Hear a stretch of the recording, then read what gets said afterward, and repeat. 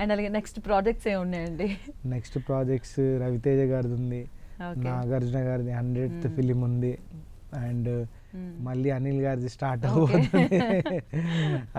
అవబోతుంది. కన్నడలో ఉపేంద్ర గారికి చేస్తున్నాను, అండ్ శివన్న మన శివరాజ్ కుమార్ గారి సన్ శివన్న కూడా చేస్తున్నాను, అండ్ తమిళ్ ఇండస్ట్రీకి కూడా వెళ్ళాను, తమిళ్లో కూడా చేస్తున్నాను.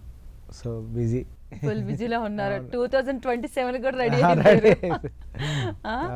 సో అండ్ మహేష్ బాబు గారితో కూడా వర్క్ చేశారు కదా మీరు? సో ఎస్, సర్లేదు నీకెవరు, ఆయనతో వర్కింగ్ ఎక్స్పీరియన్స్ ఎలా ఉండింది? ఎందుకంటే చాలా షై పర్సన్ అని వింటూ ఉంటాం మేము. అంటే ఆ స్టార్స్తో నాకు తెలిసి నేను ఫస్ట్ టైం చేసే హీరోస్ ఎక్కువ నాకు ఆపర్చునిటీ ఇచ్చిందని అనిల్ గారే.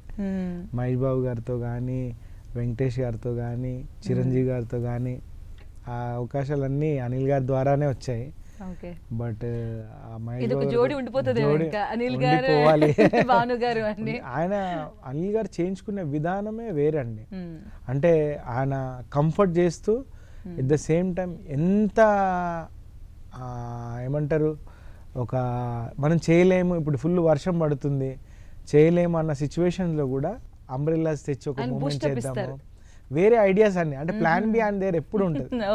అది నేర్చుకున్నాను. ఇంకోటి ఆయన సెట్లో అరవడం కానీ సీరియస్ అవ్వడం కానీ నేను ఇప్పటివరకు చూడలేదు. ఎంత కామ్గా ఉండి పొజెస్గా ఉండి మనం ఏం చేయాలన్న దాని మీద ఫోకస్ చేస్తారు. అది బెస్ట్ క్వాలిటీ అంతే. అసలు ఇప్పటి వరకు నేను చూడలేదు అనిల్ గారు ఒకరిని తిట్టడం కానీ లేకపోతే ఎందుకు ఇలా జరిగింది అనే సీరియస్ అవ్వడం కానీ నేను చూడలేదు.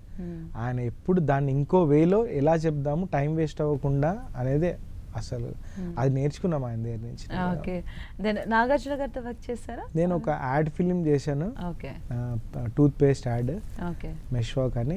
బట్ ఫుల్ ఫ్లెడ్జ్డ్ సాంగ్ ఇప్పుడే చేస్తాను. ఆయనతో కూడా ఆన్ ది ప్రాసెస్ లో ఉంది process. So what about the Pawan Kalyan garu OG?